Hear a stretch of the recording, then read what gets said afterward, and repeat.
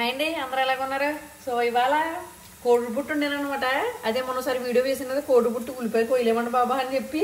So ఇవాళ కోడిపుట్టు చేశాను. ఆ ఉల్లిపాయలు కోసినప్పుడు కోస్తాను ఇంకొన్ని ఎక్కువ కోసాను అనమాట.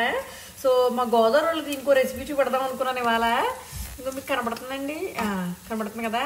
ఇలాగ మంచిగా నేను ఉల్లిపాయలు వేపేసుకోవాలండి. ఇందులో మనం కొంచెం పసుపుని ధనియాల పొడి వేసేసుకుని బాగా వేపేసుకోవాలండి. వేపేసుకున్న తర్వాత ఇంకో మా అమ్మ ఇలా పట్టించింది అనమాట.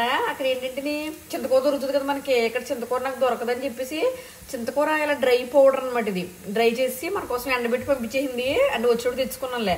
సో ఇలా బాగా ఉల్లిపాయలు వేపేసిన తర్వాత మనకు కావాల్సిన చింతపొడి ఇందులో వేసేసుకోవాలండి. మామూలుగానే ఫ్రెష్గా దొరుకుతుంది అనుకోండి. ఫ్రెష్గా దొరికే వాళ్ళకి అనుకోండి ఎంచక్కన ఆకు బాగా నలిపేసుకుంటారు. ఇలాగ బాగా నలిపేసుకుని అందులో వేస్తారు. కొంచెం యాడ్ చేద్దాం ఆగండి. ఇలా వేసుకుని ఇందులో ఉప్పు అది ఎక్కువ పడుతుందండి. అంటే మనకి బాగా పులుపుగా ఉంటుంది కాబట్టి ఉప్పు కారాలు బాగా పడతాయి. బాగా వేసుకుని మంచి వేడివేడి అన్నంలో కొంత నెయ్యి వేసి తింటే భలే ఉంటుంది. వండడం అయిపోయిందండి. వేడివేడి అన్నంలో ఇలా ఇందులోని చూసారా, ఇది ఇందాక చెప్పాను కదా. ఇందులో మనం యాక్చువల్లీ ఇంకా ఇలా బాగానే చింతకూర కానీ మన దగ్గర ఉందనుకో, రొయ్యలు ఉంటే కనుక ఇన్ని రొయ్యలు వేసుకుని వండితే ఉంటుందండి బాబా. అద్దరిపోతే తలుచుకుంటే నూరు ఊరిపోతుంది నాకు. కానీ ఇక్కడ మా దగ్గర రొయ్యలు లేవండి బాబు, ఇంకా అందుకే కుదరలేదు.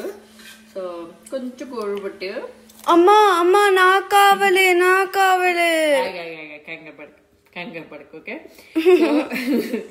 మా అమ్మాయి కూడా చాలా ఇష్టం అండి ఇవి కోడి పట్టు. ఇది బాగా ఇష్టము, దీనికనేది కొంచెం ఇష్టం అండి. కొత్త రెసిపీ కాబట్టి ఫస్ట్ ట్రై చేస్తున్నాను అనమాట. ఇందులో మామూలుగా నేను నెయ్యి కూడా వేసుకోవచ్చు. నేను ఇంకా నెయ్యి వేయట్లేదు, నాకు ఆత్రం ఆగట్లేదు. ఇక్కడ చూసారండి, కలిపితే ఇలా ఉంటుంది పొడి పొడిగా మనకి మంచిగానే. రెడీ అబ్బా, అన్నీ పర్ఫెక్ట్గా సరిపోయిందండి. ఇందులో నేను కారం ఉప్పు చాలా మ్యాటర్. ఎందుకంటే నేను చింతకూర బాగా పులుపు కదా, అందుకని గట్టిగా వేసుకోవాలి ఇందులోనే. ఇంకోటి మన గోదావరిలో ఎవరైనా రెసిపీ ఇష్టం ఉన్నా లేకపోతే వేరే వాళ్ళు ఎవరైనా తెలిసినా కూడా కామెంట్ చేసేయండి. మరి కామెంట్లో మాట్లాడుకుందాం.